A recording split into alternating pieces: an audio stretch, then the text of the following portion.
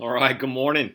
Man, it's gonna be a good day around here. Looking forward to the things the Lord has for us, and it's coming up. I got a shorter week this week. We're going to the beach tomorrow, right after I finish work, about half a day, and I'm looking forward to that. But man, just kind of crazy getting everything geared up and getting ready to go do that.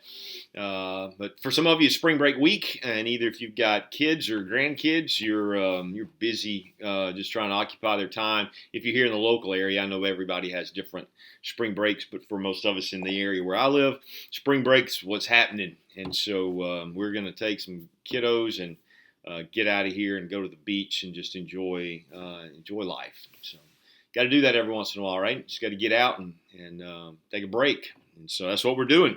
Hey, listen, we are in the book of Acts and chapter 20, and man, it's a fast chapter. You look at it at first blush, you go, man, it's just like a diary entry of we went here, here, and here we did that, and here we did this, and so it forces you to kind of think through some things for a minute and just kind of see how everything falls into place. And so as I've looked at this deal, I think what you see is a really passionate human side of Paul that sometimes you can miss in everything else. And so today we're just going to kind of slow roll through this section. We're going to get maybe through 17 verses today, and then we'll finish up chapter 20 tomorrow. And then I won't be teaching Thursday and Friday, so I'll see you then Monday of that. But let's just kind of jump into it. I've kind of titled this, For the Love, right? I mean, Paul's passion for people. We can tend to think that Paul was more of a machine. He's rocking and rolling, and he's a spitting out truth, and that's what he does. And he moves to the next town, spits out truth, has people attack him. He overwhelms him with truth, or he gets beaten up or run out of town or whatever, and life goes on. But I think if we slow down long enough, we can see some things. So we're just going to kind of have a running commentary, is kind of what we call it. I'm just going to read through it, and we will see what we can see. And so it says this. Now, you remember where we are. We're in Ephesus. They just had this huge riot. Some powerful stuff has gone on. The word of the Lord from Ephesus has spread really all to Asia Minor, and you see the 7 churches are being established and all that. Paul was there for 3 years. He's leaving there now and beginning to kind of continue on his journey. But there was a riot that took place. You remember that? And so he's trying to storm into the theater to calm everybody down and do what a leader does. And they're like, all the disciples are going, no, man, hey, chill. Look, we got this, right? And so everything settles down. We get to chapter 20, and it says this: after the uproar was over, Paul sent for the disciples. And that is the word send. It almost sounds like, hey, go bring him here, but it really is. Paul embraced the disciples, like he draws them in. There's something about Paul. He just, hey, man, I realize that they must feel like this is crazy, what's going on, and all this hoopla. And so it could be that he's thinking, man, they may just bail on everything. And so he draws them in. He's concerned about people. This is what we should see. Listen, he just doesn't see. He's not just interested in the word and planning. He's interested in seeing lives transformed for the glory of God. He's interested in seeing the welfare of people. That's why he's getting ready to go collect money. So you see here a man. I mean, it's really. It's challenging for anybody who's a pastor or sees himself as one who has been given gifts to bring to the church. That you would do so in love, not just in a sterile. I know plenty of men who can teach the word. So we're not really drawn to those. We're drawn to the ones that teach the word and love the people that they're teaching the word to. And I think this is what you see here that's going on. So anyway, the uproar is over. It says in verse 20, Paul sends for his disciples. So he's embracing them. He's drawing them in. Hey, come. It's a passionate word, not just a casual word mentioned that, oh yeah, hey, y'all come here. It was like, like you would when you draw your kids in. Hey, kids, come here. Right? So you draw them in because you're getting ready to tell them something. You're getting ready to leave. You want to embrace them. And so you do that. You don't just go, hey, kids, come here. Right? It's like, hey, come here, man. I want, so it's like, hey, I want to draw you in. This is what he's doing. And what's he doing when he gets there? Well, he encourages them. Right? Now, it's a great word to encourage. He's gonna do it in a couple of different places. But he says, listen, I want to instill courage in you. Right? Now, the word encourage, we can use it for so many different things. I remember being in youth ministry, and it was really difficult. Some of the days that we had in youth ministry before we saw a tipping point, and then, man, it was like God opened the floodgates. But it was like, man, every parent wanted to tell me what I need. I was like the first full-time youth pastor at this church, and they just all wanted to give me advice on everything. And I was getting a little worn out. And I remember one of the moms in the deal said, hey, I just want to come by and encourage you today. This is after I had felt like I had just been beaten up. And I'm thinking, man, I could use that. So she comes in the office and she says, hey, I want to encourage you to stop doing this, to start doing that, right? I mean, there was no encouragement going on there. It was, let me tell you what you need to do to run your life. And it was brutal. And I mean, there was so many days, it was like, man, I think I'm going to quit. But I think in that in terms of encouragement, because that's not what Paul's doing. The word encourage means to infuse with courage. That is that we know that life is fragile, and all of us have fears and insecurities and all of that. When someone comes along to encourage them, it is to help lift them out of that fear, out of that fragility of life, out of those areas where we feel not very confident in things that are going on, and to infuse courage in that. It's a great word when you think about it. And so this is what Paul was doing. Tammy and I watched American Idol last night, and it was on Sunday, but we watched it later. And man, I haven't seen American Idol in probably 2 or 3 years, but the past 2 times that we've seen this, I am so blown away by the passion and compassion that really all of them have. Luke, Katie, and Lionel. Lionel, though, old enough, you can tell, man, he's so less concerned with their musical talent as he is with encouraging their heart. And you saw it last night. There was this big old black man, young kid, 18 years old, big teddy bear, but he was huge. And he had some insecurities. He was bullied as a kid growing up, and you could just tell he was called names, evil, brutal names, and things like that. And when he started singing, it was an amazing presentation. And anyway, at the end of it, they all go around him and say, hey, man, we just want you to know you're enough, right? You got this. This is you. And just to see that's the encouragement. Almost every one of these stories of people going to American Idol are about that far from cracking up. Now, I've said that my whole life. Everybody's about that far from cracking up. No matter who you are, what's going on in your world, you're about that far from cracking up. And so what you need is people to come along and encourage you, right? And this is what Paul does. Paul knows that, man, everything in life is fragile. Right now, there's this upheaval in his world. The Jews are coming at him. The Greeks are. It's just this brutal deal, and he's concerned about the church. And so his whole goal is to say, hey, man, we're enough, right? We have Christ. We're enough. And so it's powerful there. Now, to me, it stimulates me to go, I just need to be better at that encouraging thing, just of really drawing in there. But that's where Paul was. So it says he encouraged them. Then it says departed to go to Macedonia, and when he passed through those areas and offered again many words of encouragement, he came to Greece. So he's on his way westward, and so in the process of that, what's he doing? Again, he's encouraging. This is many words of encouragement. Listen. It used to be people would say things like this. So you get finished preaching, go, man, I don't want to give you a big head, but that was a really good message or whatever. And how many times do you give an encouragement with that but in there? Hey, I don't want to make this go rap, but and you give that word of encouragement. It's almost like you have to preface it. And I used to tell my people when they would say that to me, I'd say, look, I appreciate what you're saying.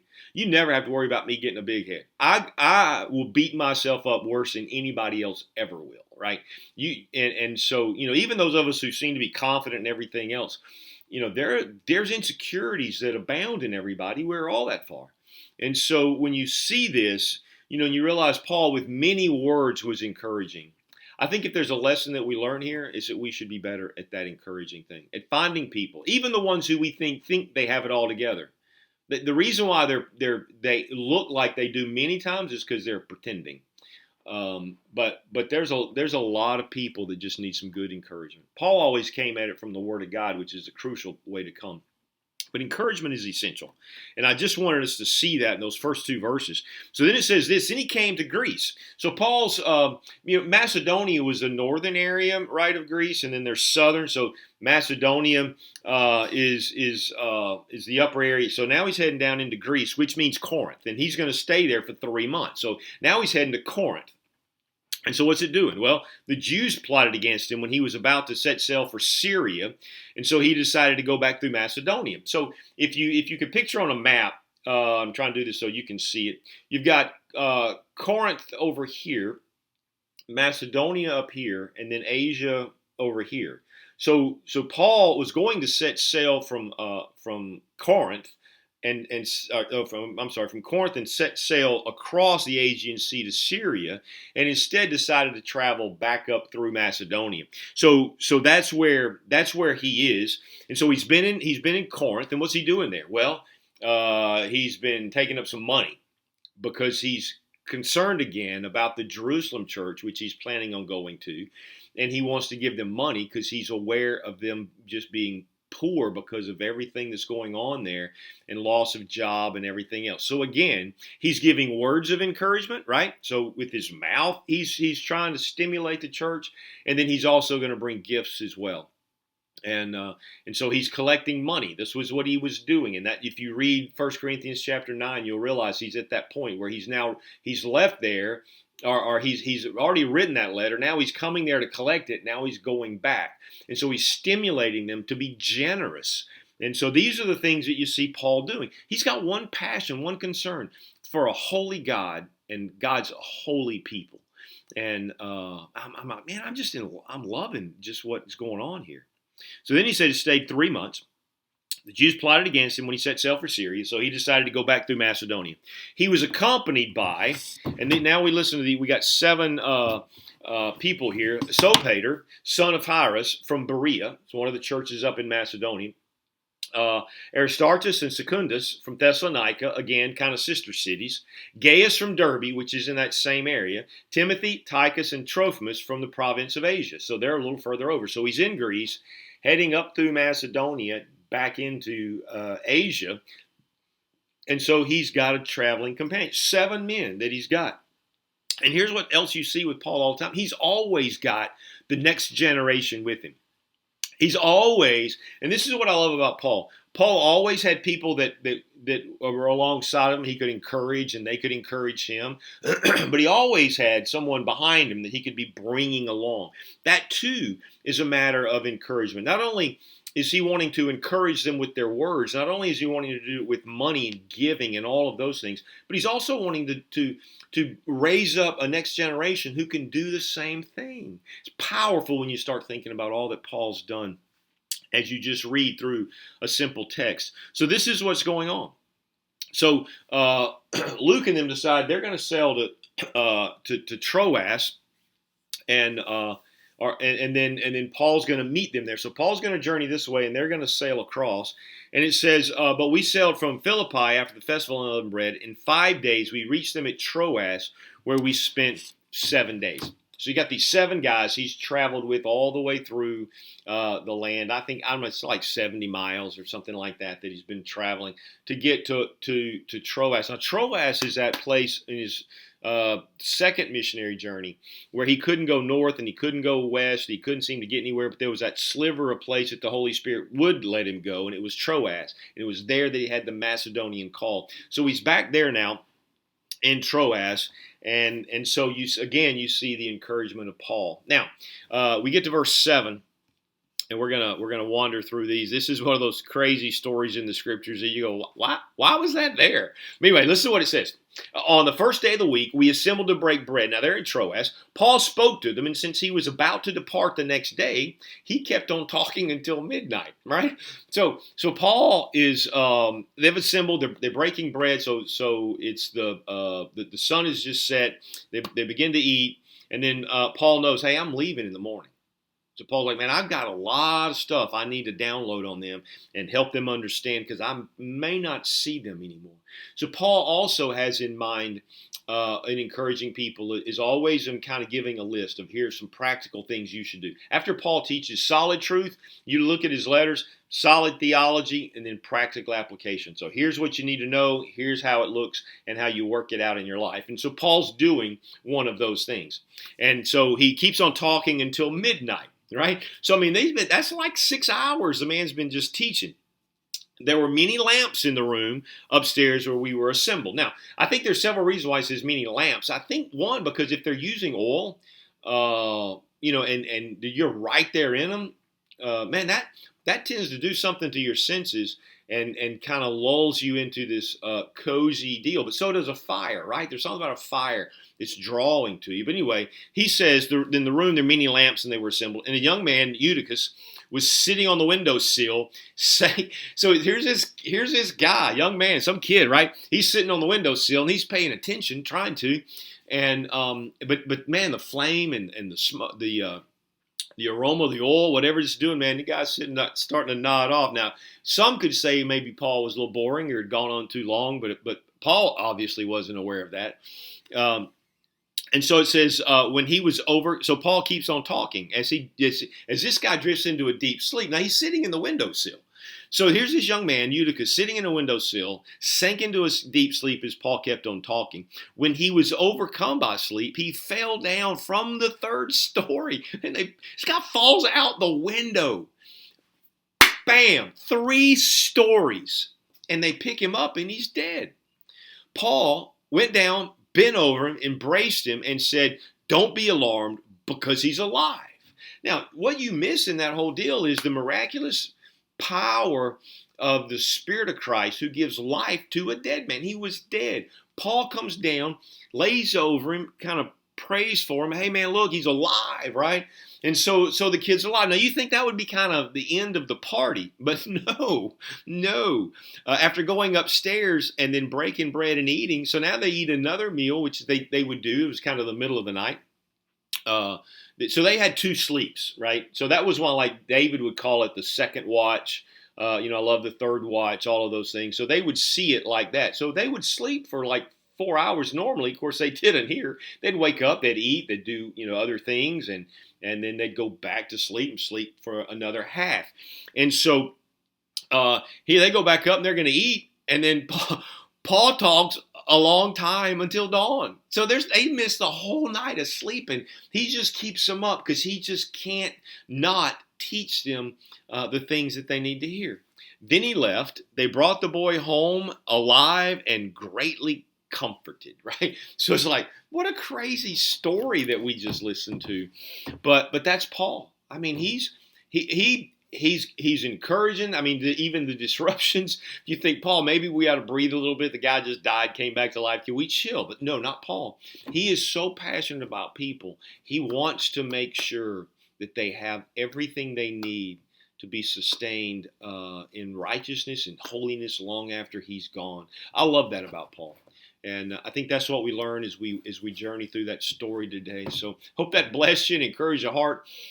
Can't wait to see you in the morning, and we'll continue on wandering through this incredible story of the early church. Lord bless you guys, and I'll see you in the morning, Lord willing.